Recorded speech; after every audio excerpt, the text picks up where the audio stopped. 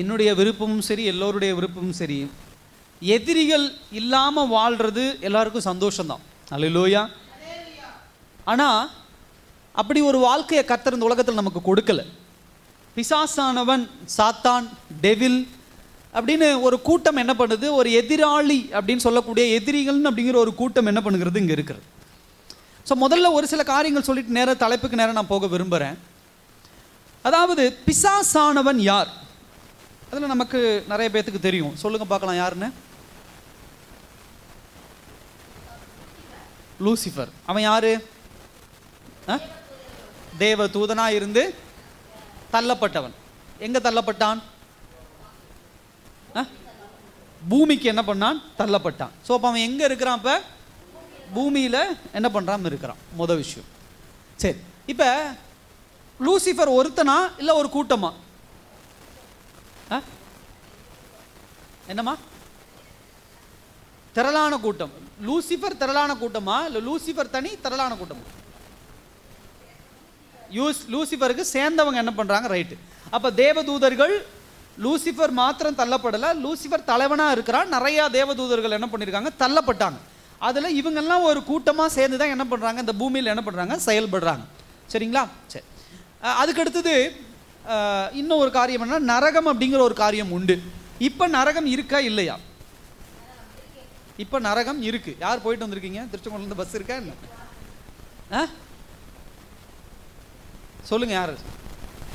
அதான் இருக்குன்ட்டாங்க, அப்புறம் என்ன பாஸ்டர் நீங்கள் இருக்கா இல்லையான்னு சொன்னேன். நரகம் இப்போ இல்லை. என்ன கிடையாது?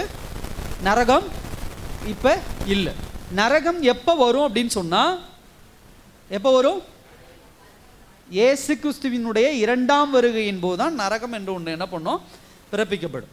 அப்போ இப்போ என்ன பாஸ்டர் இருக்குது அப்படின்னு சொன்னால், இப்போ என்ன இருக்குது? பரதேசு, பாதாளம் அப்படிங்கிற ஒரு ஸ்டேட்டஸ் என்ன பண்ணது இருக்குது. எல்லோருமே அங்கே என்ன பண்ணுறாங்க? ரூமில் அடைச்சி வைக்கப்பட்டிருக்கிறாங்க. ஸோ ஒரு நாள் தேவனுடைய 2ஆம் வருகையில் எல்லாரும் என்ன பண்ணுவாங்க? பாதாளத்திலிருந்து எழுந்து வந்து என்ன பண்ணுவாங்க? நியாயம் தீர்க்கப்பட்டு என்ன பண்ணுவாங்க? நரகத்துக்கு என்ன பண்ணுவாங்க? அவர்கள் தள்ளப்படுவார்கள். ஸோ இது ஒரு கான்செப்ட். ஸோ பாதாளம், நரகம் இதெல்லாம் ஒரு காரியம் என்ன பண்ணது இருக்குது. ஸோ பிசாசானவனுடைய ஒரு வாழ்விடம் என்ன இப்போ இருக்கிற காலகட்டத்தில் இந்த உலகத்துக்குள்ளே தான் அவன் என்ன பண்ணி கொண்டிருக்கிறான். அவனும் அவனுடைய கூட்டத்தாரும் என்ன பண்ணி கொண்டிருக்கிறார்கள்? வாழ்ந்து கொண்டு இருக்கிறார்கள். ஸோ அதை தெளிவாக நீங்கள் என்ன பண்ணணும்? புரிஞ்சுக்கணும். அதுக்கு அடுத்த பரலோகத்தையும் அவன் எட்ட முடியாது. அதை தாண்டி ஒரு இடத்துக்கும் அவனால் என்ன பண்ண முடியாது? போக முடியாது. ஸோ இதுதான் ஒரு காரியம். இப்போ அப்படிப்பட்ட ஒரு சம்பவம் தான் இங்கே என்ன பண்ணுது? நடக்குது. அதாவது இந்த மத்தேயு புத்தகத்தை நீங்கள் வாசிக்கும் பொழுது 8ஆம் அதிகாரத்தில் இயேசு கிறிஸ்து யார் என்பதை தெளிவாக என்ன பண்ணுறார்? வெளிப்படுத்துகிறார். எப்படி வெளிப்படுத்துகிறார் அப்படின்னு சொன்னால், அற்புதங்கள் மூலியமாக, அதிசயங்கள் மூலியமாக வெளிப்படுத்துகிறார். மத்தேயு புத்தகத்தை நீங்கள் வாசிக்கும் பொழுது அவருடைய உபதேசம் 5ஆம் அதிகாரத்திலிருந்து 7ஆம் அதிகாரம் வரைக்கும் உபதேசத்தின் மூலமாக வெளிப்படுத்துகிறார். அதுக்கடுத்தது பார்க்கும்போது வியாதியானவர்களை சொஸ்தமாக்குவது, காற்றையும் கடலையும் அமைதிப்படுத்துவது, இப்படிப்பட்ட காரியங்கள் மூலியமாக கர்த்தர் என்ன பண்ணுகிறார்? வெளிப்படுத்துகிறார். தன்னுடைய அதிகாரத்தை கொஞ்சம் கொஞ்சமாக வெளிப்படுத்துகிறார். 3வது ஒரு ஸ்டேஜ் பார்க்குறோம். இந்த உலகத்திலேயே அதிகமாக எண்ணக்கூடிய ஒரு பெரியாள்னு எண்ணக்கூடிய பிசாசானவன் மீது தன்னுடைய அதிகாரம் என்ன என்பதையும் என்ன பண்ணுகிறார்? வெளிப்படுத்துகிறார். ஸோ இந்த ஸ்டேட்டஸ்லாம் நம்ம பார்த்துட்டு வரோம். இன்னைக்கு இந்த மத்தேயு 8ஆம் அதிகாரம் 28ஆம் வசனத்திலிருந்து 34ஆம் வசனம் பார்க்கும்போது 3 காரியங்கள் வெளிப்படுத்தப்படுது.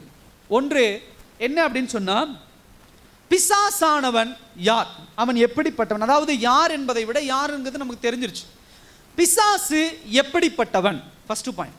2வது இயேசு கிறிஸ்து எப்படிப்பட்டவர். 3வது மனுஷன் எப்படிப்பட்டவன். இந்த 3 காரியங்கள் தான் இந்த 28ஆம் வசனத்திலிருந்து 34ஆம் வசனம் வரைக்கும் நம்ம தியானிக்கப்போம். சரிங்களா? சரி, முதல் காரியம் பிசாசுங்கிறவன் யார் அப்படிங்கிறத பார்த்துட்டோம். அவன் எப்படிப்பட்டவன். அதில் முதல் காரியம் என்ன அப்படின்னு சொன்னால், சாத்தான் அல்லது பிசாசு, எப்படி வேணால் பேர் வச்சுக்கலாம். சாத்தான் திருடவும் அழிக்கவுமே என்ன பண்ணுறான்? வரான். ஹல்லேலூயா.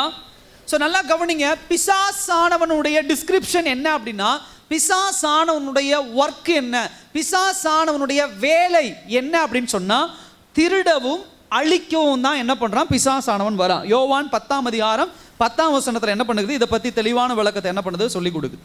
அப்போ ஒரு விஷயத்தை திருட வரான், ஒரு விஷயத்தை கொல்ல வரான், அழிக்க வரான். அது என்ன அப்படின்னு சொன்னால், ஜீவன், ஒரு மனுஷனுடைய உயிருள்ள ஒரு வாழ்க்கை. இப்போ நான் உயிரோட தான் பாஸ்டர் இருக்கிறேன், இதில் எங்கே போய் பிசாசு திருட முடியும், என்னை எங்கே கொண்டிருக்க முடியும் அப்படின்னு சொன்னால், இந்த ஜீவன் அப்படிங்கிற ஒரு விஷயம் ஆவிக்குரிய ஜீவன் ஒன்று இருக்கு, உலகபூர்வமான ஒரு ஜீவன். நோய்வாய்ப்படும் பொழுது, விபத்து ஏற்படும் போது உலக பிரகாரமான ஒரு ஜீவன் மரித்து போகிறத நம்ம பார்க்க முடியுது. ஆனால் என்றைக்கு நாம் பாவத்துக்குள்ள வரோமோ அப்போ நடக்கிற ஒரு விஷயம் என்ன அப்படின்னு சொன்னால், அப்போ நடக்கிற ஒரு காரியம் என்ன ஜீவன் அப்படின்னு சொன்னால், தேவனை விட்டு பிரிந்து போகிற ஒரு விஷயத்தை தான் நம்ம என்ன பண்ணுறோம் சொல்கிறோம். ஸோ அந்த மரணத்தை என்ன பண்ணுது குறிக்கக்கூடிய ஒரு விஷயம். அப்போ பிசாசானவன் திருடவும் அழிக்கவும் என்ன பண்ணுறான் வரான். First point. அதில் என்ன புரிஞ்சுக்கலாம் அப்படின்னா 28ஆம் வசனம் பாருங்க. அவர் அக்கறையிலே கெர்கெசனர் நாட்டில் வந்தபோது பிசாசு பிடித்திருந்த 2 பேர் பிரேத கல்லறையிலிருந்து என்ன பண்ணார்கள் புறப்பட்டு. நல்லா கவனிங்க, அவங்க எங்கிருந்து புறப்பட்டு வராங்க? பிரேத கல்லறையிலிருந்து என்ன பண்றாங்க புறப்பட்டு வராங்க. இந்த பாயிண்டை நீங்க ரொம்ப கவனிக்கணும். பிரேத கல்லறை அப்படிங்கிறது எந்த மாதிரியான இடம் அப்படின்னா எதுங்க? சுடுகாடு. என்ன தெரியாத மாதிரியே இருக்கிறீங்க? பிரேத கல்லறை கிரேவியார்டு அப்படின்னு சொன்னா சுடுகாடு. நம்ம ஊர்ல என்ன சொல்றோம் சுடுகாடுன்னு சொல்றத கொஞ்சம் மாடர்னைஸ்டா என்ன சொல்றாங்க, அதாவது இந்த பைபிளில் டிரான்ஸ்லேஷன் பண்ணும்போது பிரேத கல்லறை அப்படிங்கிறாங்க, அவ்வளோதான். ஸோ பிசாசு பிடித்தவர்கள் இவங்க 2 பேர் எங்கே போய் இருக்கிறாங்க? பிரேத கல்லறையில் போய் என்ன பண்ணுறாங்க இருக்கிறாங்க. அங்கிருந்து புறப்பட்டு வராங்க. இப்போ மனிதர்கள் எங்கே உயிர் வாழணும்? குடும்பத்தோடு வாழணும், வீட்டில் என்ன பண்ணணும் வாழணும், கணவன் மனைவி பிள்ளைகள் தாய் தகப்பன், இப்படிப்பட்ட ஒரு இன்ஃப்ராஸ்ட்ரக்சரில் இப்படிப்பட்ட ஒரு இடத்துல தான் வாழணும். இப்போ பிரேத கல்லறையில் போய் இவங்க ஏன் வாழ்றாங்க அப்படின்னா, பிரேத கல்லறையில் என்ன இருக்கு? இறந்து போன சரீரம், அன்கிளீன் அப்படின்னு சொல்லுவாங்க, அசுத்தமான ஒரு இடம். எது? சுடுகாடு. ஏன் அப்படின்னா சரீரங்கள் டீகம்போஸ் ஆகும்போது, சரீரங்கள் அழுகும் பொழுது துர்நாற்றம் வீசும். பறவைகளோ இல்லை மற்ற மிருகங்களோ அதை சரீரத்தை வெளியே எடுத்து போடும்போது அதிலிருந்து அந்த அந்த துர்நாற்றங்கள் வீசும். அந்த இடம் அசுத்தமாக இருக்கும். சுடுகாடுனாவே போகும்போது அதில் ஒரு அசுத்தமாக என்ன பண்ணும் இருக்கும். அது சுத்தமான இடம் கிடையாது. ஸோ இப்படிப்பட்ட அசுத்தமான இடத்துல யாரை கொண்டு போய் வச்சிருக்கிறான்? இந்த 2 பேரையும் கொண்டு போய் என்ன பண்ணியிருக்கான் வச்சிருக்கான். ஏன் அப்படின்னு சொன்னால், பிசாசு என்னைக்குமே ஒரு மனிதனை என்ன பண்ணாது, குடும்பத்தோடு வாழ விடாது. ஹல்லேலூயா. பிசாசானவனுடைய வேலையை என்னன்னா, ஒரு குடும்பத்தை உடைப்பதும் ஒரு குடும்பத்தை பிரிப்பதும் தான் வேலை. அவனுடைய டார்கெட் அதுதான். இந்த 2 பேர் எப்படிப்பட்டவர்களாக இருந்தாங்க? குடும்பத்தோடு வாழ்ந்து கொண்டு இருக்கும் பொழுது பிசாசானவன் அவர்களை பிடித்து அவர்களை இன்ஃப்ளூயன்ஸ் பண்ணி அவர்களுக்குள்ளாக சென்று என்ன செய்கிறான்னா, குடும்பத்தை விட்டு பிரித்து அவர்களை போய் வீட்டில் வாழ வேண்டியவர்களை, குடும்பத்தோடு வாழ வேண்டியவர்களை கல்லறைக்குள்ளாக என்ன பண்றான், கொண்டு போய் வாழ வைக்கிறான். அப்ப நல்லா கவனிங்க, ஒரு மனிதனுக்கு அசுத்தமான இடம் பிடிக்காது. ஆனா அதே மனிதனுக்கு பிசாசானவன் உள்ள வரும் பொழுது அசுத்தமான இடம் என்ன பண்ணும், பிடிக்கும். அல்லேலூயா. ஒரு மனிதனுக்கு பாவம் பிடிக்காது, ஒரு மனிதனுக்கு துரோகம் செய்யறது பிடிக்காது, ஒரு மனிதனுக்கு ஏமாத்துறது பிடிக்காது, ஒரு மனிதனுக்கு இச்சை பிடிக்காது, ஒரு மனிதனுக்கு விபச்சாரம் பிடிக்காது. ஆனால் அதே சமயத்தில் பிசாசானவன் ஒரு மனிதனை இன்ஃப்ளூயன்ஸ் பண்ணும்போது, பிசாசானவன் ஒரு மனிதனுக்குள்ள இருக்கும்போது அவர்கள் வீட்டில் வாழ மாட்டாங்க. எங்க வாழ்வாங்க? சுத்தமான இடத்துல இருக்க மாட்டாங்க, அசுத்தமான இடத்துல தான் என்ன பண்ணுவாங்க, இருப்பாங்க. ஹல்லேலூயா. அப்ப அவங்க எங்க இருப்பாங்க? பாவம் எங்க இருக்கிறதோ அங்க அவர்கள் என்ன பண்ணுவாங்க, இருப்பாங்க. இதுதான் பிசாசானுடைய வேலை. அப்ப குடும்பத்தை விட்டு பிரித்து, குடும்பத்தில் இருக்கக்கூடிய அன்பு, குடும்பத்தில் இருக்கக்கூடிய பாசம், இது எல்லாவற்றையும் பிரிக்கிறது தான் பிசாசானுடைய வேலை. குடும்பத்தோடு வாழ விட மாட்டான். ஒரு கணவன் மனைவி இருக்கிறாங்கன்னா அவங்களுக்குள்ள வரா பிசாசு. என்ன வேலைன்னா அவங்க 2 பேர்த்த பிரிக்கிறது. அது எது வந்து பிரிக்கும் அப்படின்னா, அவர்களுக்கு நடுவே ஒரு பாவம் வந்து தான் அவங்களை என்ன பண்ணும், பிரிக்கும். நல்லா கவனிச்சு பாருங்க. அவர்களுக்குள்ள ஒரு துரோகமோ, ஒரு ஏமாற்றுதல், ஒரு இச்சை, இந்த மாதிரியான காரியங்கள் எழுந்து வந்து என்ன பண்ணும், அவர்களுக்குள்ள என்ன பண்ணும், ஒரு பிரிவை என்ன பண்ணும், உண்டாக்கும். ஒரு குடும்பம் பிரியறதுக்காக தான் ஒரு மிகப்பெரிய ஒரு காரணம். இப்ப இவங்க 2 பேரு சுடுகாட்டுல வாழ்றதுக்குன்னு உங்கள் தாயும் தகவலும் பெற்றெடுத்து போடல. ஆனா அவர்கள் எங்க போய் வாழ்ந்து கொண்டு இருக்கிறார்கள்? சுடுகாட்டுல போய் என்ன பண்றாங்க, வாழ்ந்துட்டு இருக்கிறாங்க. அடுத்த ஒரு காரியம் பாருங்க, என்ன சொல்றாங்க? பிரேத கல்லறையிலிருந்து புறப்பட்டு அவருக்கு எதிராக வந்தார்கள். அடுத்த பாயிண்ட் பாருங்க, அவருக்கு எதிராக வந்தார்கள். ஆப்போசிட்ல என்ன பண்றாங்க, வராங்க. நல்லா கவனிக்கணும். இயேசுவோடு கூட பயணிக்கிறது, இந்த வார்த்தைகளை நீங்க தெளிவா புரிஞ்சுக்கிட்டீங்கன்னா தான் இந்த சம்பவத்தை தெளிவா புரிஞ்சுக்க முடியும். இப்ப இயேசு கிறிஸ்து போறார். இயேசு கிறிஸ்து போகும்போது அவரோடு யார் போறா? சீஷர்கள் என்ன பண்றாங்க, கூட போறாங்க. சீஷர்கள் அவரோடு போறாங்க, நிறைய ஜனங்கள் அவரோடு கூட என்ன பண்றாங்க, போறாங்க.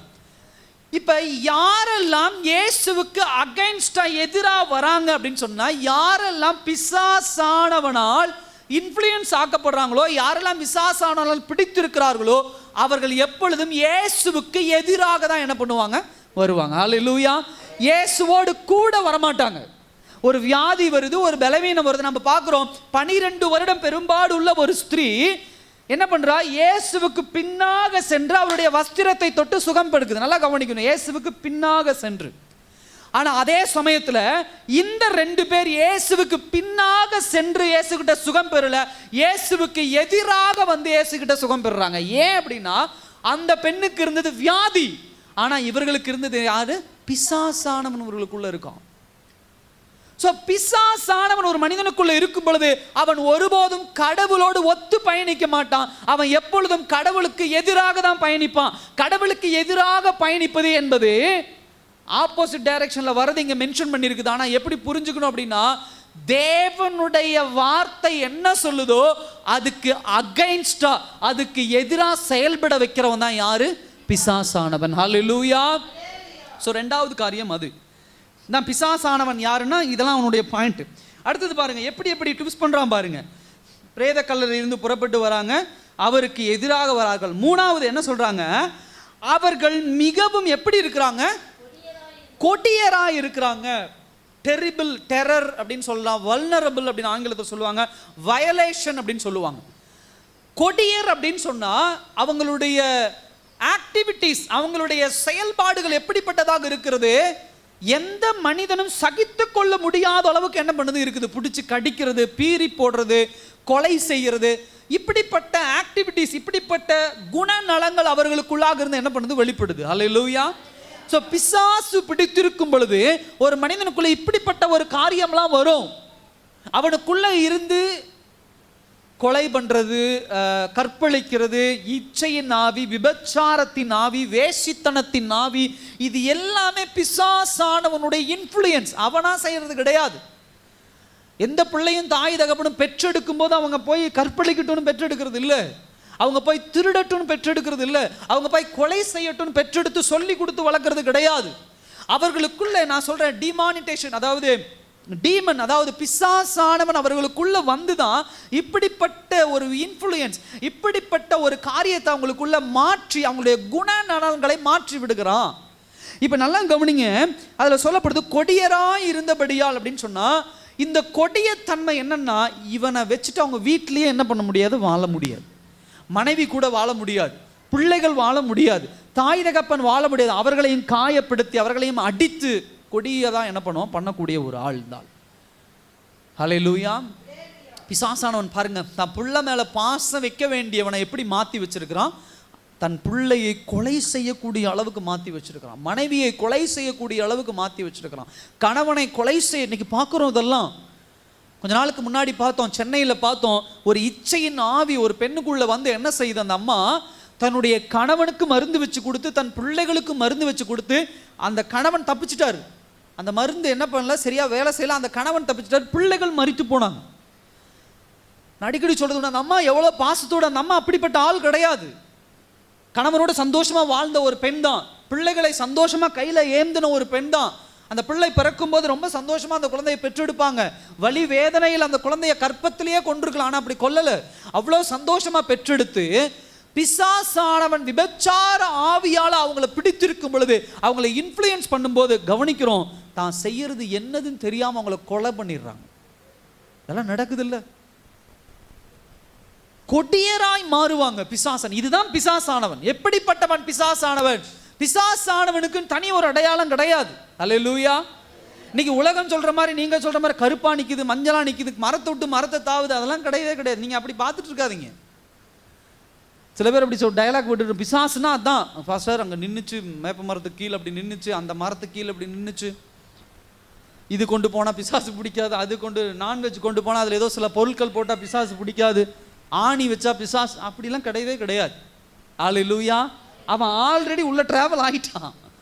சரியா, நம்ம எல்லா பாவத்தையும் பண்ணிட்டு அவங்க அங்க பிடிச்சிருவான், இங்க அப்படிலாம் கிடையவே கிடையாது. இன்னொன்று, ஒரு சுழல் காத்து போச்சுன்னா பிசாசு வரான் அப்படின்னு நம்ம யாரோ சொன்னதை வச்சு இன்னும் சொல்லிட்டு இருக்கிறது உண்டு. இல்லை, பிசாசு அவன் தனியா என்ன பண்ண முடியாது, அப்படி செயல்படவே முடியாது. அவன் எப்படி செயல்படுவான், அவனுக்கு தேவை ஏதாவது ஒரு சரீரம், ஏதாவது ஒரு காரியம், எதையாவது கொண்டுதான் அவன் என்ன பண்ணுவான், செயல்படுவான். எப்படி ஏவாளை சர்ப்பத்தை கொண்டு வஞ்சித்தான், அதே போலதான். எப்படி சிம்சோனை தெளிலால் மூலியமாக வஞ்சித்தான், அதே மாதிரி தான். எப்படி தாவீது பத்சேபாளை கொண்டு என்ன பண்ணா, பிசாசானவன் வஞ்சித்தான், இதே தான். இந்த மாதிரி இன்னும் இயேசு கிறிஸ்துவை பார்க்கிறோம். இயேசு கிறிஸ்து 3 சோதனைகளை கடந்து போகும்போது எப்படி பிசாசு வஞ்சிக்கிறான், சுயமா நேருக்கு நேர் சண்டை போட்டு வஞ்சிக்கல. இந்த கல்லை காட்டுறேன், இதை அப்பமா மாத்து, இந்த ஊரை உனக்கு தரேன், இந்த அதிகாரத்தை உனக்கு தரேன், இப்படிதான் வஞ்சிக்கிறான் பிசாசானவன். கொடியரா என்ன பண்றாங்க, அவங்க மாறுவாங்க. அந்த கொடியறது எந்த எக்ஸ்டென்ட் தெரியுங்களா? இன்னும் நீங்க லூக்கா புத்தகத்துல, மார்க் புத்தகத்துல இதே இன்சிடென்ட் குறிப்பிடப்பட்டிருக்கு. அங்க எப்படி சொல்லப்படுது அப்படின்னு சொன்னா 2-3 விஷயம் சொல்லுது. முதலாவது, நிர்வாணமா என்ன பண்றாங்க இருக்கிறாங்களாம். என்ன பண்றாங்க, நிர்வாணம், தன்னுடைய நிர்வாணமா என்ன பண்றாங்க இருக்காங்க. 2வது, கூர்மையான கற்களை எடுத்து தாங்களே கீறி கொள்ளுகிறார்கள். என்ன பண்றாங்க, இதெல்லாம் பிசாசானவன் எப்படிப்பட்டவன் அப்படிங்கிறதுக்கு உண்டான ஒரு அடையாளம், ஒரு எக்ஸ்டெண்ட். இது தெளிவா என்ன பண்ணுங்க, புரிந்து கொள்ளுங்க. ஒரு 2 மனுஷனுடைய வாழ்க்கையை எப்படி உடைச்சிட்டான் பாருங்க. அடுத்தது என்ன சொல்லுது, அந்த வழியாக ஒருவனும் நடக்கக்கூடாது இருந்தது. ஹல்லேலூயா. அடுத்தது, பிசாசானவனுடைய ஆக்டிவிட்டிஸ் எப்படி இருக்குன்னு பாருங்க. அவர்கள் இருக்கும் பகுதியிலே கிட்ட ஒருத்தராலும் என்ன பண்ண முடியல, நெருங்க முடியல, கிட்ட போக முடியல. யாரும் அவர்களோடு என்ன பண்ண முடியல, ஒரு அன்பு செலுத்த முடியல, ஒரு பேச முடியல, கூட உட்கார்ந்து பழக முடியல, எதுவுமே பண்ண முடியாத ஒரு சிச்சுவேஷன். கவனிச்சு பாருங்க, பிசாசானவன் எப்படிப்பட்ட ஒரு மாடுரேஷன், எப்படிப்பட்ட ஒரு 2 சரீரத்தை உடைச்சு வச்சிருக்கிறான் பாருங்க. கர்த்தர் இதுக்காகவா ஒரு மனிதன் இந்த உலகத்துல கொண்டு வந்தாரு? இல்ல. இதை தெளிவா என்ன பண்ணும், இதுதான் முதல் காரியம், பிசாசானவன் குறித்து நம்ம எப்படிப்பட்டவன் அப்படி. 2வது பாயிண்ட் என்ன அப்படின்னா, ஒரு வாசிங்க, யாக்கோபு 2ஆம் அதிகாரம் 19ஆம் வசனத்தை வாசிங்க. யாக்கோபு 2:19.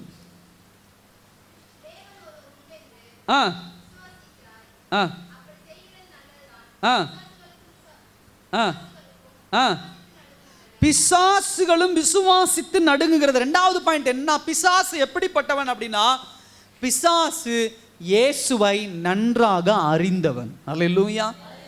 பிசாசு இயேசுவை நன்றாக அறிந்தவன். அதை தெளிவா நம்ம என்ன பண்ணணும், புரிந்துக்கணும். இயேசுவை நன்றாக அறிந்தவன்னா, பிசாசு இயேசு யாரு, அவர் எப்படிப்பட்டவர், அவர் எங்கிருந்து வருகிறார், அவருடைய குணநலன்கள் என்ன, அவருடைய ஆக்டிவிட்டிஸ் என்ன, அவருடைய செயல்பாடுகள் என்ன, இந்த மாதிரி எல்லா விஷயத்தையும் என்ன பண்றார், பிசாசு நல்லா அறிஞ்சு வச்சிருக்கான். நல்லா கவனிங்க, இதே 8ஆம் அதிகாரம் தான் நினைக்கிறேன். 8ஆம் அதிகாரத்தில் அதுக்கு முன்னாடி 27ஆம் வசனத்தில் பாருங்க. அந்த மனுஷர்கள் ஆச்சரியப்பட்டு, இவர் எப்படிப்பட்டவரோ, காற்றும் கடலும் இவருக்கு கீழ்ப்படுகிறதே என்றார்கள். யாரு அவர்கள்? யாரு மனுஷர்கள்? அவங்க யாரு?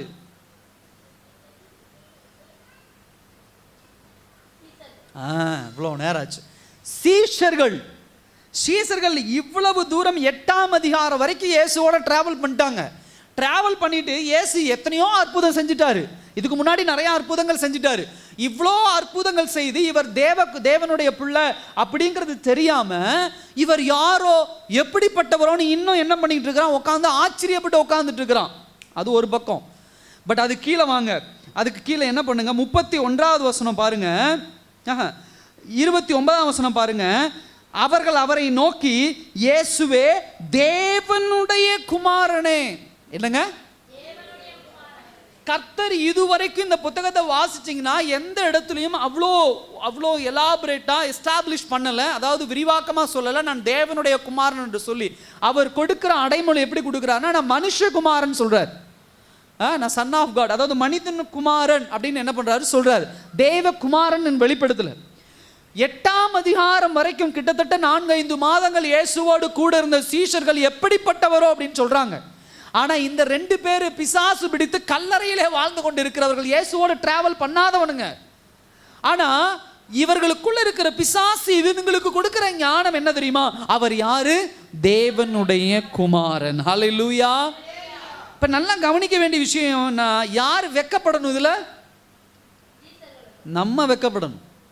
சீஷர்கள் மேலே பழிய போட்டு நம்ம தள்ளிக்கூடாது, நம்ம வெக்கப்படணும். ஏன்னா இன்றைக்கும் நிறையா பேருக்கு இப்போ எந்திரிச்சு எத்தனை புத்தகங்கள் பைபிள் இருக்குன்னு கேட்டால் தெரியறதில்ல. கேட்டால் மாட்டிப்போம் நிறைய பேர். எத்தனை அதிகாரங்கள் தெரியறதில்ல. எந்த புத்தகத்தை யார் எழுதுனா, எந்த காலத்தில் எழுதுனா தெரியறதில்ல. 1-2 தெரியும், அதுக்கு மேலே பெருசாக தெரியறதில்ல. வேத வசனங்கள் பெரிய ஆராயிறது கிடையாது. சத்தியத்தை சரியா இதனால தான் பிசாசானவன் சுலபமாக பாவமான வழிகள் நம்மளை விளை செய்ய முடியலினாலும் உபதேசத்தில் நம்மளை விளை செஞ்சிடறான். நிறைய விஷயங்கள் இன்னைக்கு சில பேர் சொல்றது உண்டு, இது எங்களால் கற்றுக்கொள்ள முடியல பாஸ்டர், யூடியூப்ல எங்களை இதுக்கு ஓப்பன் பண்ணி பார்க்க தெரியல, பைபிள் இப்படி பார்க்க தெரியல அப்படிங்கன்னா. ஒன்றும் இல்லை, ஒரு ஃபோன் வாங்கி ஒரு நெட்டு போட்டு கொடுத்துருங்க. படிப்பறிவே இல்லாதவங்க தான் ஒரு ஃபோனை வாங்கி ஒரு நெட்டு போட்டு கொடுத்துருங்க. ஒரே வாரத்தில் என்னென்ன ஆப் வேணுமோ கரெக்டாக இன்ஸ்டால் பண்ணுவாங்க. வாட்ஸ்அப்பு, ஃபேஸ்புக்கு, என்னென்ன இன்ஸ்டாகிராம், என்னென்ன வேணுமோ அழகாக இன்ஸ்டால் பண்ணுவாங்க. இன்ஸ்டால் பண்ணுறது மாத்திரமல்ல, அதை எப்படி உபயோகிக்கணும், அது என்ன செய்யணும், ஏது செய்யணும், அவ்வளவு அழகாக என்ன பண்ணுவாங்க, செய்வாங்க. எப்படி கற்றுக்குறோம் நம்ம? படிப்பறிவு இல்லை, வயசாகிடுச்சு பாஸ்டர், இதெல்லாம் இந்த காலத்தில் நாங்கள் பண்ண முடியுமா? எப்படி கற்றுக்குறோம்? நல்லா கவனிங்க. பிசாசானுடைய டாக்டிக்ஸ், பிசாசானுடைய தந்திரம் அது. நம்முடைய மூளை அந்த திறமை கொண்டது தான். படிப்பறிவு ஒரு காரணம் காட்டாதீங்க. அதுக்கு ஒரு மிகப்பெரிய காரணம் என்னன்னு தெரியும்னா, பிசாசானவனுடைய ஒரு இன்ஃப்ளூயன்ஸ் தான். தேவனை பற்றி அறிந்து கொள்ள முடியாதபடி வேதாகமத்தை நம்ம பார்வையிலிருந்து அகற்றி விட்டு அதுக்கு இன்ஸ்டடா அதுக்கு பதிலாக எதெல்லாம் நம்முடைய கவனத்தை திசை திருப்பணுமோ அதெல்லாம் பிடிங்கிட்டு என்ன பண்ணிடுவோம், கையில் கொடுத்துருவோம். அல்லேலூயா. எப்படி இந்த பிள்ளைகள் ஏதாவது ஒரு முக்கியமான ஃபோன் எடுத்துட்டாங்கன்னா, சின்ன குழந்தைங்க, விளையாட்டு குழந்தைங்க ஃபோன் எடுத்துட்டாங்கன்னா, அந்த ஃபோனை நீ வச்சுக்காத, ஃபோனை கொண்டான்னு கொடுத்துட்டு ஒரு பொம்மையை கையில் கொடுத்துட்றோம். ஃபோன் 10,000, பொம்மை எவ்வளோ? ஒரு 50 ரூபா வச்சுக்கோங்க. 10 ரூபா 20 ரூபா 50 ரூபா பட்ஜெட் வச்சுக்கோங்க. இப்போ 50,000 ரூபாய் ஃபோனை மீட்டு நம்ம கையில் எடுத்துட்டோம், 10 ரூபா பொம்மையை கொடுத்தா அந்த பிள்ளைக்கு ஒரே குஷி ஆகிடுது. அது நினச்சிக்குது ஃபோனை விட இந்த பொம்மை விலை உயர்ந்த பொண்ணு, குதிச்சு என்ன பண்ணுது, அதை வச்சுட்டு விளையாடுது. இன்றைக்கி அப்படி தான் நம்ம மாறிடுறோம். தேவ சத்தியத்தையும் தியாலஜியும் தெளிவாக அறிந்து கொள்ள முடியாதபடி, தேவனுடைய அடிப்படை உபதேசங்களை தெளிவாக அறிந்து கொள்ள முடியாதபடி டிவி, மொபைல் ஃபோன், ஊர் நாயம், வந்தது போனது கெட்டு போனது, இதை உக்காந்து பேசி அறிவை தான் ஏற்றிட்டு இருக்கிறோமோ தவிர, இந்த அறிவை தான் உள்ள கொண்டு வந்துட்டு இருக்கிறோமோ தவிர தெய்வ பக்தி விருத்திக்கு ஏதுவான கிடையாது. எல்லாம் பிசாசானவன் என்ன பண்ண தெரிந்தவன் தான் பார்க்குறோம். சீஷர்களுக்கு இங்கே அந்த அறிவே கிடையாது. பிசாசு விசுவாசித்து என்ன பண்றானா, பயந்து நடக்கிறான். அப்ப வேத வசனத்தை விசுவாசிக்கும் பொழுது, தேவ சத்தியத்தை விசுவாசிக்கும் பொழுது, அதன் ஆழத்தை விசுவாசிக்கும் போது இந்த உலகத்துல எதையும் என்ன பண்ணிடலாம், சாதிச்சிடலாம். ஹல்லேலூயா. வேத வசனம் தேவன் பிசாசுக்கு பயம் கொடுக்கிறதா இருக்கலாம், ஆனா உங்களுக்கு எனக்கு என்ன கொடுக்கும்? ஹல்லேலூயா சொல்லுங்க. என்ன கொடுக்கும்? பலன் கொடுக்கும். ஹல்லேலூயா. அதனால தான் அதை அறிந்து கொள்ள விடாதபடி எப்படியெல்லாம் தடுக்கணுமோ அப்படியெல்லாம் என்ன பண்ணுறாங்க, தடுக்கிறாங்க. ஸோ இந்த விஷயங்களெல்லாம் தெளிவாக என்ன பண்ணணும், புரிந்து கொள்ளணும். அடுத்தது பிசாசானவன் இன்னும் நல்ல ஒரு காரியம் என்னன்னா, பிசாசானவனை குறித்து வாசிக்கும் பொழுது கடவுளை குறித்துதான டாப் டு பாட்டம் அறிந்தவன் யாரு? பிசாஸ். அல்லேலூயா. இப்போ இதில் பாருங்க 2-3 பாயிண்ட் நான் சொல்லி அடுத்த பாயிண்ட்டுக்கு போகிறேன். இயேசுவே தேவனுடைய குமாரனே, எங்களுக்கு உமக்கும் என்ன காலம் வரும் முன்னே எங்களை வேதனைப்படுத்த இங்க வந்தீரோ. இந்த வசனத்துல 3 காலத்தை குறிப்பிடுறான். சொல்லுங்க என்னென்ன காலம்? தூங்கிட்டு இருக்கோங்களா, எந்திரிங்க பார்க்கலாம். சொல்லுங்க. கரெக்ட். இறந்த காலம், நிகழ்காலம், எதிர்காலம் அப்படி வச்சுக்கலாம். Past, present, future. அது இறந்த காலம் நம்ம சொல்றோம், கடந்த காலம்னு வச்சுக்கலாம். ஸோ கடந்த காலம், நிகழ்காலம், எதிர்காலம், இந்த 3 காரியத்தை பிசாசு கரெக்டாக அந்த ஒரு வசனத்தில் சொல்றான். யார் சொல்றீங்கன்னு பார்க்கலாம். சொல்லுங்க.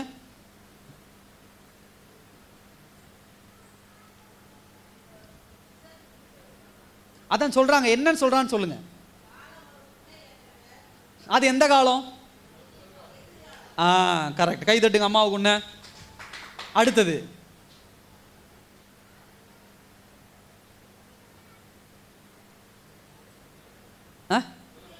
என்னம்மா?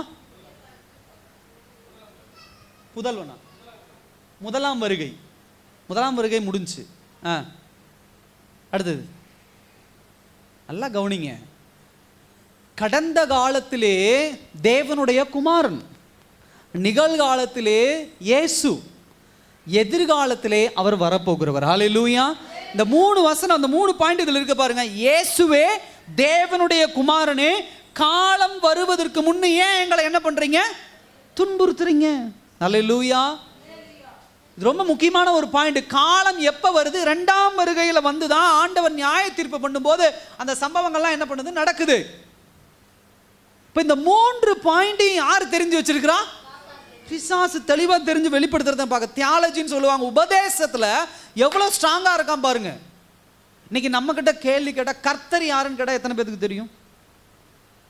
பைபிள்ல ஏன் கர்த்தர்னு ஒரு பேர் இருக்கு, ஏன் தேவன் ஒரு பேர் இருக்கு, இயேசுன்னு ஒரு பேர் ஏன் இருக்கு, இயேசு கிறிஸ்துன்னு ஒரு பேர் ஏன் இருக்கு, கிறிஸ்துன்னு ஏன் ஒரு பேர் இருக்கு, மேசியான்னு ஏன் ஒரு பேர் இருக்கு, இம்மானுவேல்னு ஒரு பேர் இருக்கு, இந்த மாதிரி நிறைய இருக்கு, பிதான்னு இருக்கு, பரிசுத்த ஆவி. இதுக்கு என்ன அர்த்தம்னு கேட்டால் நமக்கு தெரியறது இல்லை. இந்த அத்தனை பேருக்கும் ஏன் ஆங்கில வேதாகமத்தில் ஒரு சில இடங்களில் காடுன்னு போட்டிருக்கோம், ஒரு சில இடங்களில் லார்டுன்னு போட்டிருக்கும். ஏன் ஆண்டவர் பிதான்னு வெளிப்படுத்தப்படுறார், கர்த்தர்னு தனித்தனி, இதெல்லாம் நமக்கு தெரியறது இல்லை. ஏன்னா ஆராயறது இல்லை. பிசாசுக்கு நல்லா தெரியும் இந்த விஷயங்கள் எல்லாம். ஸோ தேவனை பற்றி நன்றாக அறிந்தவன். ரெண்டாவது. மூன்றாவது ஒரு காரியம் பாருங்க, என்ன அப்படின்னா, மூன்றாவது காரியம் பாருங்க, எங்களுக்கும் உமக்கும் என்ன, காலம் வரும் முன்னே எங்களை வேதனைப்படுத்த இங்கு வந்தீரோ. ஹல்லேலூயா. நல்லா கவனிச்சு பாருங்க. இயேசு கிறிஸ்து எங்க இருக்கிறாரோ அங்க யாருக்கு என்ன உண்டுங்க, வேதனை உண்டு. ஹல்லேலூயா. பிசாசானவனுக்கு அங்க வேதனை உண்டு. அதை தான் சொல்றான், காலம் வரும் முன்னே எங்களுக்கு ஏன் வேதனைப்படுத்த வரீங்களோ. அப்ப நல்லா புரிஞ்சுக்கோங்க, பிசாசுக்கு தெரிஞ்ச ஒரு விஷயம் என்னன்னா, அவனுடைய லைஃப் டைம் என்பது, அவனுடைய காலம் என்பது கொஞ்சம் குறைவான காலம்தான், ஷார்ட் டைம் தான் அவனுது. அவனது ஒரு ஒரு ஒரு ஒரு எஸ்டாப்ளிஷான ஒரு காலம் கிடையாது, விரிவான ஒரு காலம் கிடையாது. அப்படி இருக்கிறதுனால தான் அந்த குறைவான காலகட்டத்திலே கர்ச்சிக்கிற சிங்கத்தை போல எவனை விழுங்கலாம் என்று வேகமா என்ன பண்ணி கொண்டிருக்கிறான், பிசாசானவன் செயல்பட்டு கொண்டிருக்கிறான். ஹல்லேலூயா. அதனாலதான் பாவம், இன்னைக்கு நல்லா கவனிங்க, ஒரு மனிதனுக்குள்ளே பாவம் வருவதற்கு எவ்வளவு நேரமாகும்?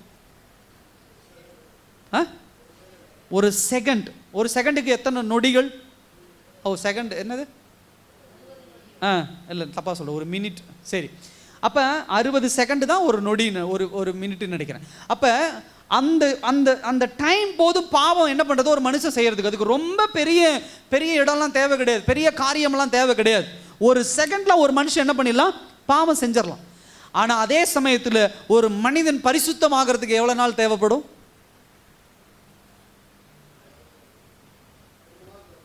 ரொம்ப நாள். எவ்வளோ நாள்? வாழ்நாள். பரிசுத்தம் ஆயிரலாமா? வாழ்நாள் முழுவதும் நாம் வாழ்ந்துட்டேன், பரிசுத்தம் ஆயிரலாமா? தேவனுடைய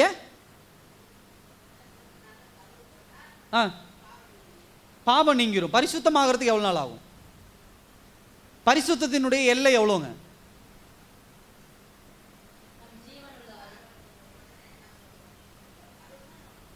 கழுவுன உடனே பரிசுத்தம் ஆயிரும், அதுக்கப்புறம் பாவமே வராதுங்களா? அப்போ நல்லா புரிஞ்சுக்க வேண்டிய ஒரு விஷயம் என்னன்னா, பரிசுத்தம் ஒரு மனிதன், அதான் வேதவசனம் சொல்றது, பரிசுத்தமாகிறவன் இன்னும் பரிசுத்தம் ஆயிட்டு தான் இருக்கணும். நான் பரிசுத்தம் ஆயிட்டேன்னு யாருக்கு சொல்றதுக்கு வாய்ப்பே கிடையாது. ஸோ பரிசுத்தமாகிறவன் இன்னும் பரிசுத்தம் ஆயிட்டே இருக்கணும். அப்போ அதுக்கு உண்டான எல்லை கோடு எப்பன்னா, என்றைக்கு இயேசு கிறிஸ்து வந்து உங்களுக்கும் எனக்கும் நியாய தீர்ப்பு முடிச்சு நீ பரிசுத்தவான் பரலோகம் போங்கிறாரோ, அதுதான் நமக்கு உண்டான எல்லை கோடு. ஹல்லேலூயா. ஸோ அது வரைக்கும் நம்ம பரிசுத்தம் ஆகிட்டே தான் இருக்கணும். அதாவது ஒரு 200 மீட்டர் ரன்னிங் ரேஸ், அதாவது 200 மீட்டர் அளவுக்கு ஓட்டப்பந்தயம் வைக்கிறாங்கன்னா, 10 மீட்டர் கன் ஷூட் பண்ணோன்னா நான் ஓடிட்டேன், நான் ஜெயிச்சிட்டேன்னு என்ன பண்ண முடியாது, சொல்ல முடியாது. 200 மீட்டர் எல்லைக்கோட்டை தொட்டு அங்கே ஒரு ரெஃப்ரி வந்து உன் சட்டையை பிடிச்சு நீ வின்னு, நீ தான் ஃபர்ஸ்ட் ப்ரைஸ் வா அப்படின்னு கூட்டிகிட்டு போனதுக்கு அப்புறம் தான் நம்ம என்னங்க ஜெயிச்சிட்டவங்க, வின்னானவங்க. நம்ம என்ன பண்ணுறோம், ஒரு 20 மீட்டர் ஓடினதுக்கு அப்புறமே 200 மீட்டர் ஓட வேண்டிய இடத்துல 20 மீட்டர் ஓடினா பரிசுத்தவான், நான் பாவி கிடையாது, நான் ரொம்ப யோக்கியன், நான் பரலோகத்திற்கு தகுதி உடையவன், அப்படிப்பட்ட மனமேட்டிமைக்குள்ளே என்ன பண்ணிடக்கூடாது, போயிடக்கூடாது. ஆனா இதுதான் இங்க பாயிண்ட் என்னன்னா, பிசாசானவனுக்கு தெரியும் தனக்குண்டான லைஃப் டைம், நமக்குண்டான அவனுக்குண்டான கால அளவு குறைவான அளவு, அதுக்குள்ள நான் என்ன பண்ணிடணும், எப்படியாவது எனக்குண்டான கூட்டத்தை பயன்படுத்தி இந்த மனிதர்களை பாவத்திற்குள்ளாக நான் என்ன பண்ணணும், விழ செய்ய வேண்டும். அதனாலதான் சொல்றான், ஏன் இவ்வளவு சீக்கிரம் வந்துட்டீங்க, இன்னும் காலம் இருக்குல்ல, காலம் வரும் முன்னே ஏன் வந்துட்டீங்க, இன்னும் எனக்கு டைம் வேணும் இல்ல, நான் இதை பண்றதுக்கு அதை பண்றதுக்கு எனக்கு கொடுக்கப்பட்ட காலமே கொஞ்ச காலம், அதுக்குள்ள நீங்க வந்துட்டீங்களே அப்படின்னு சொல்லி ஒரு கேட்குற கேள்வியை நம்ம என்ன பண்ண முடியுது, நம்ம பார்க்க முடியுது. அதை தெளிவாக என்ன பண்ணணும், புரிந்துக்கணும். அடுத்தது இன்னொரு வசனத்தை கூட வாசிங்களேன். ரெவலேஷன், அதை வெளிப்படுத்தின விசேஷம் 12ஆம் அதிகாரம் 12ஆம் வசனத்தை வாசிங்க. வெளிப்படுத்துதல் 12:12.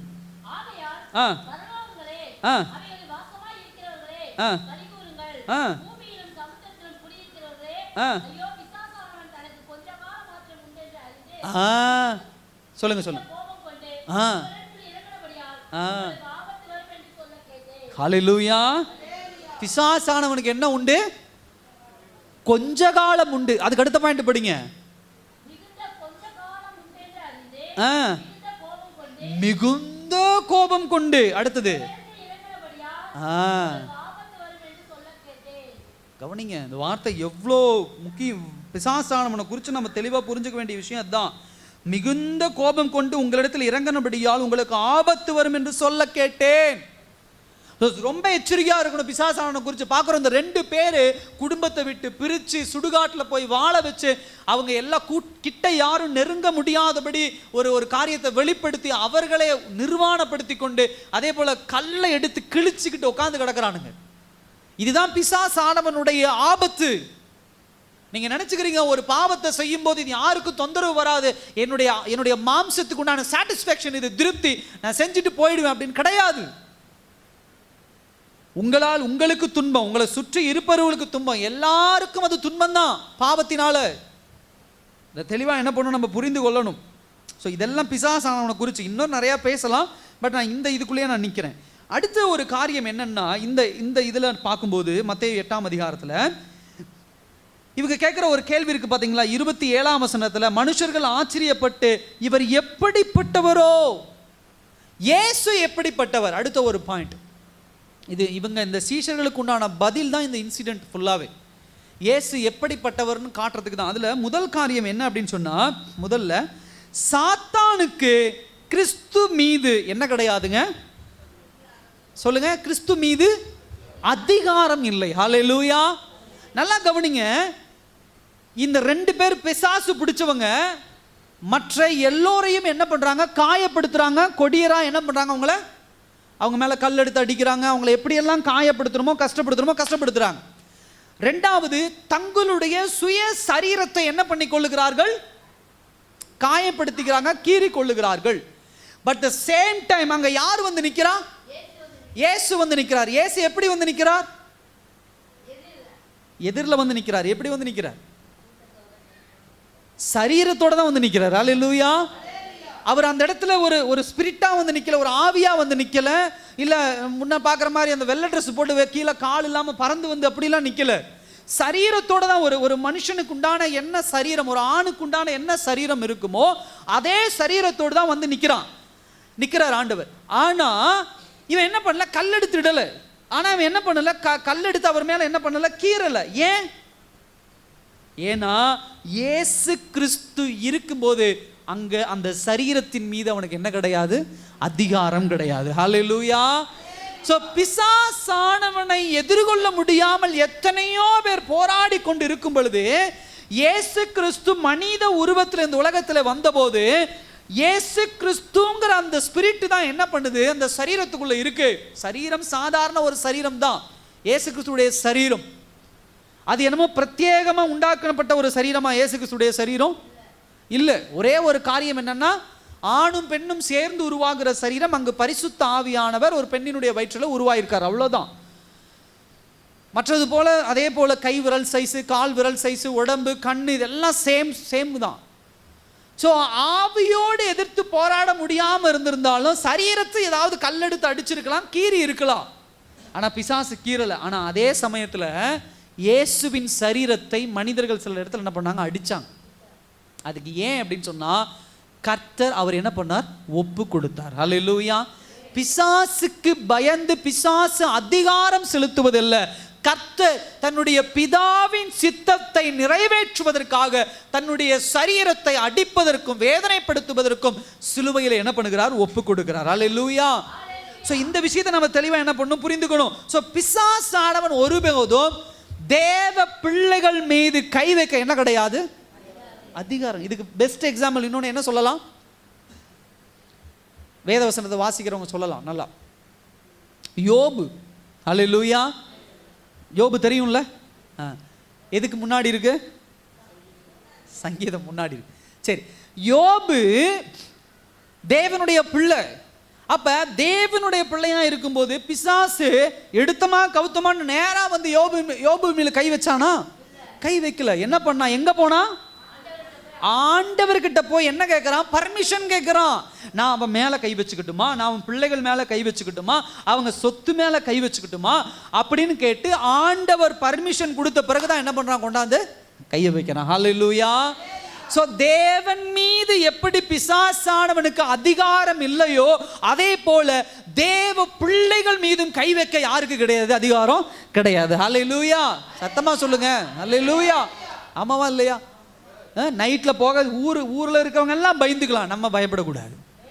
ஹல்லேலூயா. கருப்பா போகுது, மஞ்சளா போகுது, சிவப்பா போகுதுன்னா பார்த்துட்டு இருக்க கூடாது. சாப்பாடு கொடுத்துறோன்னா உள்ள 2 கறி, ஒரு ஆணி, 2 வரமிளகா இதெல்லாம் போட்டு எதுக்கு பார்த்து போங்க. புளிய மரத்துட்டு உட்காந்துட்டு வருவீங்க. நீங்க கறி எடுத்துட்டு வரும்போது அது பார்த்துருச்சுப்பான். புளிய மரத்து செஞ்சு கொண்டு வரும்போது பிடிச்சிக்கலான்னு அது என்னென்னமோ இப்பெல்லாம் பண்றாங்க. மறைச்சு துணியை வச்சு அந்த துணி கலர் ஒன்று போட்டு போங்க, இப்படி கொண்டு போங்க, பிடிச்சிரும், வந்துடும், கழட்டிரும், நகட்டிரும், என்னென்னமோ சொல்றாங்க. இல்லை, தேவ பிள்ளையா இருக்கிறோம்னா பிசாசானவன் நம்ம கிட்ட நெருங்கிறதுக்கு அதிகாரம் கிடையாது. ஹல்லேலூயா. கர்த்தர் நமக்குள்ள, ஆண்டவன் நமக்குள்ள வாசம் பண்றார். அதை மீறி அவன் நமக்கு ஏதாவது உபத்திரவம் கொடுக்கறானா அது யார் அனுமதித்ததா இருக்கும்? கர்த்தர் அனுமதித்தா இருக்கும். ஹல்லேலூயா. நம்ம இந்த அமெரிக்க தேசத்துல பார்க்கிறோம், அந்த சார்லி கிரிக் அப்படின்னு சொல்லக்கூடியவர் என்ன செய்யறார்? சுடப்படுகிறார். 31 வயதுல சுடப்பட்டு கொல்லப்படுகிறார். அப்ப கொல்லப்படும் பொழுது அந்த இடத்துல பிசாசானுடைய கை ஓங்கிருச்சு. பாத்தீங்களா? அந்த ஒரு பாவத்தில் இருக்கக்கூடிய ஒரு ஆள் எந்த பாவத்தை இந்த பைபிள் வேதாகமம் எதிர்த்ததோ, எந்த பாவத்திற்கு எதிராக சார்லி கிரிக் பேசினாரோ அந்த பாவத்தை உடையவன் என்ன பண்றான்? சுட்டு கொண்டுறான். அப்ப பாத்தீங்களா? கை அப்பர் ஹேண்ட் ஆயிடுச்சு, கை மேல தூக்கிடுச்சு. பிசாசானவன் பாத்தீங்களா அந்த கிரிக் மேல கை வைக்கிறதுக்கு அதிகாரம் அப்படி கிடையாது. தேவன் அனுமதித்தார். ஏன் அனுமதித்தார் அப்படின்னு சொன்னா, சார்லி கிரிக் 31 வயசுல தேவ திட்டம் என்னமோ அதை தெளிவா முடிச்சுட்டாரு. இப்ப இப்படிப்பட்ட சார்லி கிரிக் ஏதோ உடல் வியாதிப்பட்டு இறந்து போனாலோ இல்ல மற்ற ஏதோ ஒரு காரியத்தினால இறந்து போனாலோ இப்படிப்பட்ட தாக்கம் என்ன பண்ணிருக்காது? வந்திருக்காது. அல்லேலூயா. எப்படி தன்னுடைய உயிரை ரத்த சாட்சியாக மரித்ததுனாலதான் இன்றைக்கு உலகம் முழுவதும் அவர் பேசப்படுகிறார். பல பேர் அவருடைய மரணத்திற்கு பிறகு மைக்கை தூக்கிட்டு என்னெல்லாம் அவர் எங்கெல்லாம் எப்படி பேசினாரோ அதே மாதிரி கிளம்பிட்டாங்க அமெரிக்க தேசத்துல. அல்லேலூயா. நிறைய பேர் கிளம்பிட்டாங்க. ஒரு யூடியூப் கடந்த வாரத்தில் நான் பார்த்தேன். ஒரு யூடியூப்ல அவருக்கு இருக்கக்கூடியவர்கள் குறைந்தது எனக்கு தெரிஞ்சு 5 கோடியோ 50 லட்சம் பேருக்கு மேலே ஒரு யூடியூப்ல அவர் சும்மா சாதாரண ஒரு டெக்னிக்கலான அந்த டிவியை குறிச்சோ மற்ற காரியங்களை குறிச்சோ பேசக்கூடிய ஒரு ஆள், பைபிளை குறிச்சோ வேத வசனத்தை குறிச்சோ பேசக்கூடிய ஒரு ஆள் கிடையாது. ஆனால் கிறிஸ்டியன் அவர். அப்ப இந்த சார்லி கிரிக் இறந்த உடனே தன்னுடைய அந்த யூடியூப்ல என்னன்னு தெரியல அவர் பேசிடுறாரு. பேசின உடனே ஒரு நாள்லயே 5 to 10 லட்சம் பேர் என்ன பண்ணிடுறாங்க? அவர் யூடியூப் விட்டு வெளியே வந்துடுறாங்க. அவங்க எல்லாருமே யாருன்னா சார்லி கிரிக் என்னென்ன காரியங்களை அடையாளப்படுத்தினாரோ, ஹோமோசெக்சுவல், அதாவது ஆணும் ஆணும் திருமணம் செய்து கொள்வது, பெண்ணும் பெண்ணும் திருமணம் செய்து கொள்வது, குழந்தைகளை வயிற்றிலே அபார்ஷன் பண்ணுவது, இதை பத்தி பேசினாங்க. பார்த்தீங்கன்னா அந்த கூட்டத்தார் 10 லட்சம் பேருக்கு மேல அவன் அக்கௌண்ட்ல இருக்கிறாங்க. ஸோ இவரை பத்தி பேசணும்னு அவன் எல்லாம் என்ன பண்ணிட்டான்? கிளம்பி வெளியே வந்துட்டான். இப்போ அவர் அடுத்து சொல்றாரு, ஒரு காலத்தில் இந்த யூடியூப்ல அதிகம் வருமானம் வரணும்னு சொல்லி நான் படாத கஷ்டம் கிடையாது. அப்படியெல்லாம் கஷ்டப்பட்டு என்னென்னமோ நான் தவறு செஞ்சேன். ஆனால் இன்றைக்கு இந்த சார்லஸ் கிரிக்கை பற்றி நான் பேசும்போது இப்படி எல்லாம் வெளியே போகிறாங்க, என் யூடியூப் வருமானம் குறையுதுன்னா குறையட்டும். இனிமேல் நான் சார்லஸ் கிரிக்கை பற்றி தான் நான் பேசுவேன். எனக்கு வருமானம் முக்கியம் இல்லை, பாவத்தை எப்படி சார்லஸ் கிரிக் அடையாளப்படுத்தினாரோ அது போல நான் அடையாளப்படுத்துவேன்னு சொல்கிறார். அல்லேலூயா. 50 லட்சம் சப்ஸ்கிரைபர் வர வரைக்கும் அவன் சும்மா இருந்த ஆளு இங்க ஒருத்தன் செத்து போனோன்னு அவன் எழும்ப ஆரம்பிச்சிட்டான். இவருடைய தாக்கம் என்ன பண்ணிடுச்சு, அவருக்குள்ள எழும்ப ஆரம்பிச்சிருச்சு. இதுதான் இம்பாக்ட். ஸ்தேவான் சின்ன வயசுலயே மரித்து போறான், கல்லால் அடிச்சே கொல்லப்படுறாங்க. அவனுக்கு உண்டான திட்டத்தை தெளிவா என்ன பண்ணான், ஸ்தேவான் நிறைவேற்றிட்டான். அவன் இறந்த இடத்திலிருந்து தான் யாருடைய பயணம் தொடங்குது, யாருங்க, பவுலுடைய பயணம் தொடங்குது. அல்லேலூயா. ஸ்தேவானுடைய மரணம் இல்லை, நாங்க யாருக்கு இடம் இல்லை, பவுலுக்கு இடம் இல்லை. பவுல்னு ஒரு மனுஷன் நம்ம பார்த்துருக்க முடியாது. ரத்த சாட்சியாய் மரிக்கிறது அப்படிப்பட்ட ஒரு விஷயம். அப்ப தேவனுடைய பிள்ளைகள் அதை தெரிஞ்சுக்கணும். கர்த்தருடைய அதிகாரம் இல்லாம, கர்த்தருடைய அனுமதி இல்லாம தேவ பிள்ளைகளை ஒரு நாளும் ஒருபோதும் பிசாசானவன் என்ன பண்ண முடியாது, தொட முடியாது. அடுத்த ஒரு விஷயம், இயேசு கிறிஸ்துவை குறித்து பார்க்கும்போது, பிசாசானவன் தேவனுடைய கட்டளைக்கு கீழ்ப்படிந்தவன். அல்லேலூயா. தேவனுடைய கட்டளைக்கு என்ன பண்ணவங்க, கீழ்ப்படிந்தவன். எனக்கு இதில் ஒரு கேள்வி எழுந்துச்சு. நான் ஒரு வாரமாக நான் இதை என்ன பண்ணுறேன், தியானிக்கிறேன். இந்த காரியங்கள் நான் என்ன பண்ணுறேன், ஒரு வாரமாக தியானிக்கிறேன். அப்படி தியானிக்கும் பொழுது எனக்கு அங்கே எழுந்த ஒரு கேள்வி என்னென்னா, ஏன் பன்றி கூட்டத்தை போய் பிசாசு தேர்ந்தெடுக்கணும், ஃபர்ஸ்ட் பாயிண்ட். ரெண்டாவது பாயிண்ட் என்னென்னா, பன்றி கூட்டத்தை தேர்ந்தெடுத்து சொன்ன உடனே ஏன் ஆண்டவர் அவன் பேச்சை கேட்கணும், பன்றி கூட்டத்துக்குள்ளே போக அனுமதிக்கணும். இந்த ரெண்டு கேள்வி நான் ரொம்ப தேடினேன். நிறைய புத்தகங்களை நான் என்ன பண்ணேன், தேடினேன். அப்போ ஆண்டவர் எனக்கு உணர்த்தின ஒரு விஷயம் என்ன அப்படின்னா, முதல் காரியம் என்னன்னா, பன்றி கூட்டத்தை பிசாசானவன் கேட்டதுக்கு ஒரு காரியம், பன்றி கூட்டம் அந்த காலகட்டத்தில் ரொம்ப அசுத்தமாக எண்ணக்கூடிய ஒரு கூட்டம். அப்போ பிசாசு என்ன பண்ணுறான், அங்கே ஒரு பசுமாடு கூட்டம் மேய்ஞ்சிருக்கலாம், ஒரு ஆட்டுக்குட்டி கூட்டம் மேய்ஞ்சிருக்கலாம், ஒரு கோழி கூட்டம் மேய்ஞ்சிருக்கலாம், சில மனுஷ கூட்டம் இருந்திருக்கலாம். ஆனால் அவன் எதை தேர்ந்தெடுக்கிறான், பன்றி கூட்டத்தை தேர்ந்தெடுக்கிறான். யூத கலாச்சாரத்தின் பிரகாரம் பன்றி அசுத்தமானது. பன்றி இன்னைக்கும் அசுத்தமானது தான். அசுத்தமானதுன்னா சாப்பிட்ற வகையில் நான் அசுத்தம் சொல்லலை. பன்றிங்கிற அந்த ஒரு ஜீவன் எப்படிப்பட்டதுன்னா, எதில் போய் இருக்கும், சேத்துக்குள்ளே தான் அந்த பன்றி கூட்டம் என்ன பண்ணும் இருக்கும். நீங்கள் பன்றியை பிடிக்கணும்னா நீங்கள் எங்கே இறங்கணும், நம்ம எங்கே இறங்கணும், சேத்துக்குள்ளே இறங்கி தான் என்ன பண்ணணும், பன்றியை பிடிக்கணும். இதுக்கு மேலே சில விஷயங்கள் இருக்குது, நான் சொல்ல விரும்பலை. அப்போ பன்றினாவே நமக்கு இன்னைக்கு இருக்கிற காலகட்டமாக தான். அது சாப்பிட்றவங்க இருக்கிறாங்க, சாப்பிடலாம், தப்புலாம் நான் சொல்லலை. பன்றிக்கு சாப்பிட்றவங்க தப்பானவங்க அப்படிலாம் நான் சொல்லவே இல்லை. யார் வேணால் சாப்பிட்லாம், நானும் சாப்பிட்லாம், நீங்களும் சாப்பிட்லாம், யார் வேணால் சாப்பிட்லாம். பட் அதனுடைய கேரக்டரைசேஷன் ஒன்று இருக்குது. பாம்பு சாப்பிடலாம், தப்பு கிடையாது. ஆனால் பாம்பை பார்க்கும்போது எடுத்து என்ன பண்ணுறாங்க, அடிக்கிறாங்க, ஒரு விஷயம். ஸோ இப்படிப்பட்ட ஒரு அசுத்தமான ஒரு ஒரு ஒரு ஒரு விலங்கு இந்த பன்றி. ஸோ அது தன்னுடைய இடத்தை தீர்மானிக்குது. பிசாசானவன் தன்னுடைய இடத்தை எப்படி தீர்மானிக்கிறான், அசுத்தமானது என்று சொல்லி எண்ணப்படுகிற ஒரு காரியத்தை தான் என்ன பண்றான், பிசாசானவன் தீர்மானிக்கிறான். ஹல்லேலூயா. அப்ப ஃபர்ஸ்ட் பாயிண்ட் அது. ரெண்டாவது காரியம், ஏன் பன்றி கூட்டத்தை தேர்ந்தெடுக்கிறானா, அந்த இடத்துல ரொம்ப அதிகமா இருந்த ஒரு விலங்கு என்னங்க, பன்றி கூட்டம்.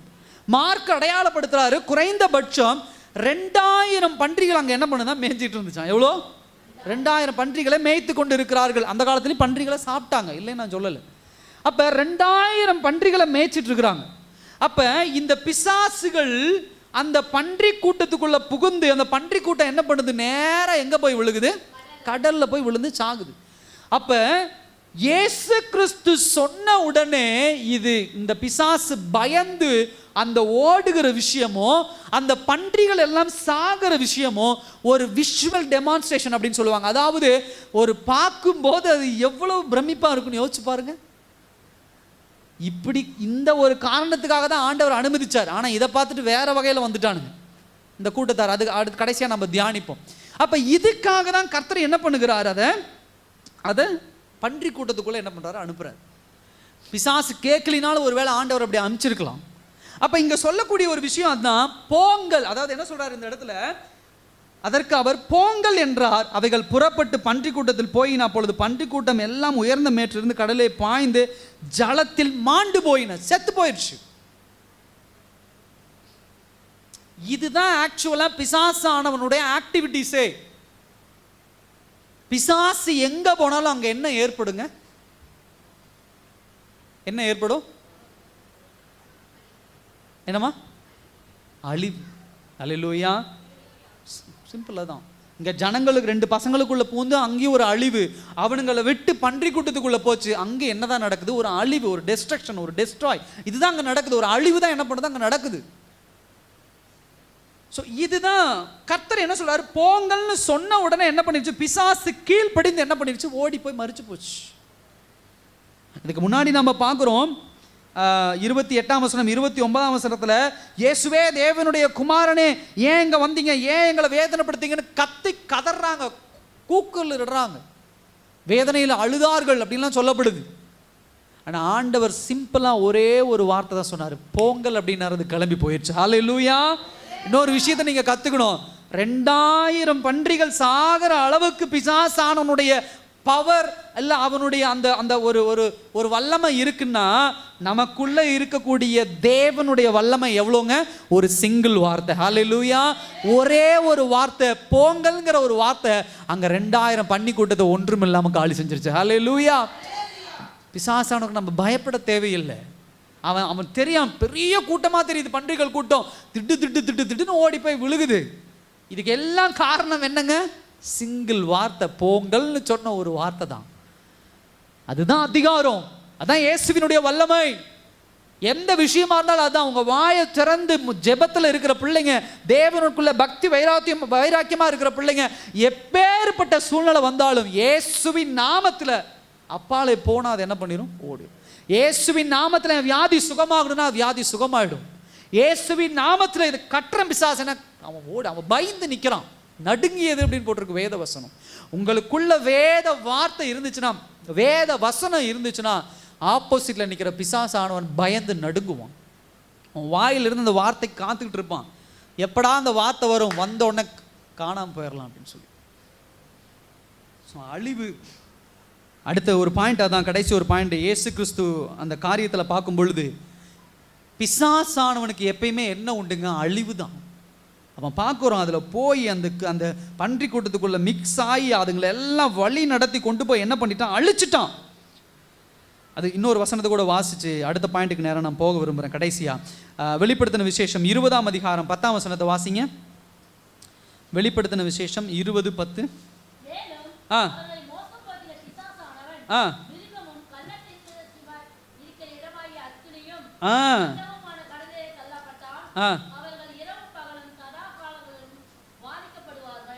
பாருங்க, வாதிக்கப்படுவார்கள். ஸோ இதெல்லாம் இயேசு கிறிஸ்துவை குறித்தும் பிசாசான குறித்தும் நம்ம தியானித்தோம்.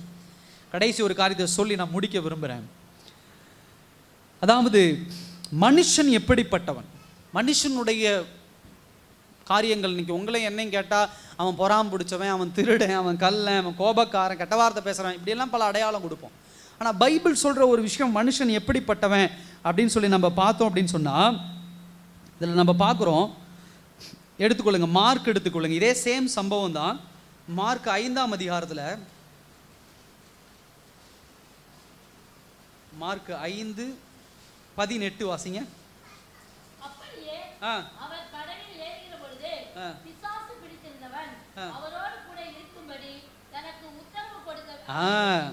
ஃபர்ஸ்ட் பாயிண்ட், மனுஷன் எப்படிப்பட்டவன்னா, பிசாசு பிடித்திருந்தவன், பாஸ்ட் டென்ஸ், கடந்த காலம், பிசாசு பிடித்திருந்தவன் அவரோடு கூட இருக்கும்படி தனக்கு உத்தரவு கொடுக்க அவரை வேண்டிக் கொண்டான். ஹல்லேலூயா. முதல் பாயிண்ட் என்ன அப்படின்னு சொன்னா, என்றைக்கு ஒரு மனிதன் கடவுளை ஏற்றுக்கொண்டானோ அப்பொழுது அவனுடைய வாழ்க்கையில் இருக்கக்கூடிய ஃபர்ஸ்ட் ப்ரிஃபரன்ஸ் என்ன தெரியுமா? கடவுள் மாத்திரம் தான். ஹல்லேலூயா. இதுவரைக்கும் அவன் எங்க இருந்தான்? கல்லறையில் வாழ்ந்து வந்தான். இதுவரைக்கும் அவன் செய்த காரியங்கள் எப்படிப்பட்டதாக இருந்தது. ஆனால் இப்போ எப்படிப்பட்டவனாக இருக்கிறான் அப்படின்னு சொன்னா, அவன் தன்னுடைய முதல் ப்ரிஃபரன்ஸ், முதல் விஷயம் என்ன சொல்றான்? நான் உன்னோடு கூட இருக்கணும் ஆண்டவரே. நான் யாரு கூட இருக்கணும்? உன்னோடு, உங்களோடு கூட தான் நான் என்ன பண்ணணும்? இருக்கணும். இப்போ இவனை பிசாசு பிடிச்சவங்கன்னு நம்ம சொல்றோம். இன்னைக்கு சுகம் பெற்ற உடனே அவன் சொல்லிட்டான். ஆனால் ஒரு கூட்டம் பாருங்க, மத்தேயுல வாசிங்க, மத்தேயு 8ஆம் அதிகாரம் 34ஆம் வசனத்தில் பாருங்க.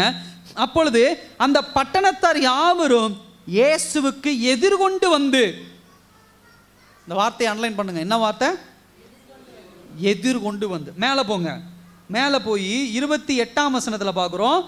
அவர் அக்கறையிலே கெர்கேசனர் நாட்டிலே வந்தபோது பிசாசு பிடித்திருந்த 2 பேர் பிரேத கல்லறையிலிருந்து புறப்பட்டு இயேசுவுக்கு இல்லை அவருக்கு எதிராக வந்தார்கள். நல்லா கவனிங்க, பட்டணத்தார் இவன் பிசாசு பிடிச்சவன் இவனை பேர் சொல்லிட்டு இருக்கிறாங்க. இங்க ஒரு கூட்டம் இயேசுவுக்கு எதிராக வருது. அப்ப நல்லா கவனிக்கணும், பிசாசு ஒரு மனுஷனுக்குள்ள இருந்து எப்படி வேணா வெளிப்படலாம். அல்லேலூயா. மேல வெளிப்பட்டது போல கல்லறையில வாழ்ற ஒரு கூட்டமும் பிசாசு பிடித்தவர்கள். இந்த மாதிரி தேவனுக்கு எதிராக எழும்புகிறவர்களும் யாருங்க? பிசாசு பிடித்தவர்கள். அவங்க எதிர்கொண்டு வந்து என்ன சொல்றாங்க? அவரை கண்டு தங்கள் எல்லைகளை விட்டு போகும்படி அவரை என்ன பண்ணார்கள்? வேண்டிக் கொண்டார்கள். ஏன் வேண்டிக் கொண்டார்கள்? ஏன் அவங்க வேண்டிக் கொண்டாங்க? நல்லா கவனிங்க. 2 பேர் என்ன பண்றான்? பிசாசு பிடிச்சவன் உட்கார்ந்துருந்து இன்னைக்கு சுகம் பெற்று 2 பேர் உட்கார்ந்துருக்கான். இந்த பக்கம் ஒரு 1000-2000 பண்ணி போய் மேல இருந்து என்ன பண்ணிச்சு? பன்றிகள் கீழே விழுந்து செத்து போச்சு. இப்ப ஊர்ல இருந்து வந்தவங்க என்ன சொல்லி இருக்கணும்?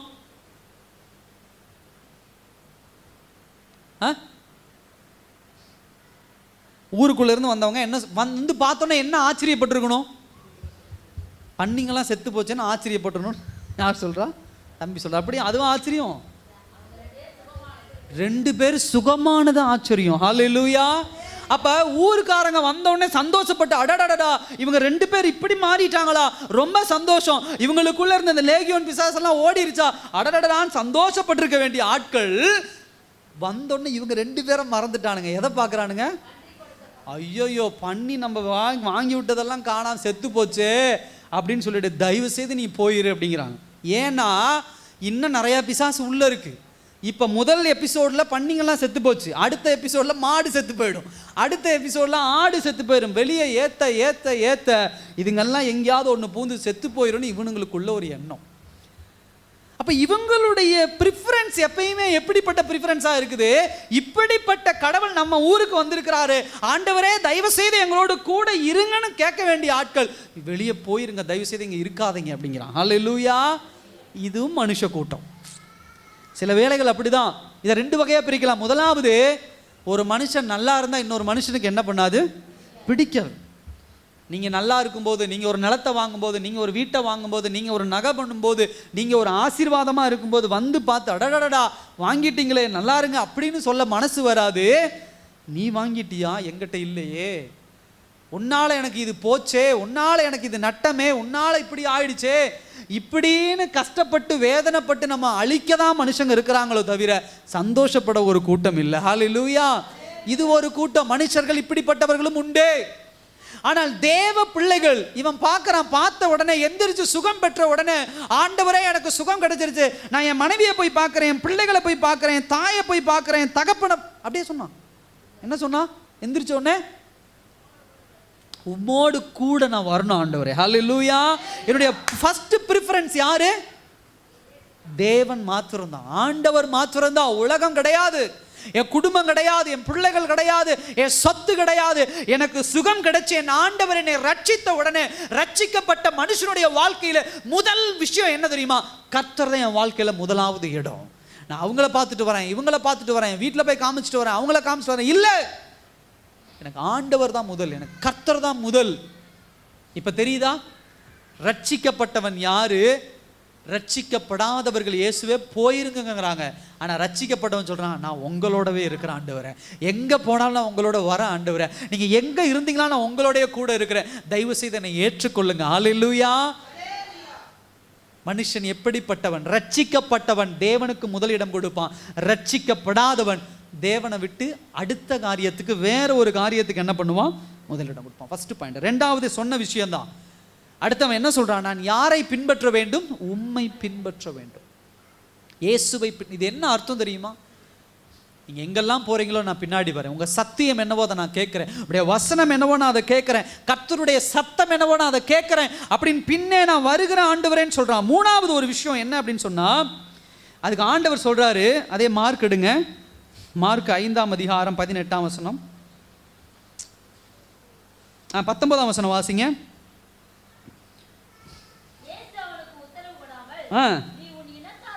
நல்லா கவனிங்க. நீ உன் இனத்தாரிடத்தில் உன் வீட்டிற்கு போய் கர்த்தர் உனக்கு இறங்கி.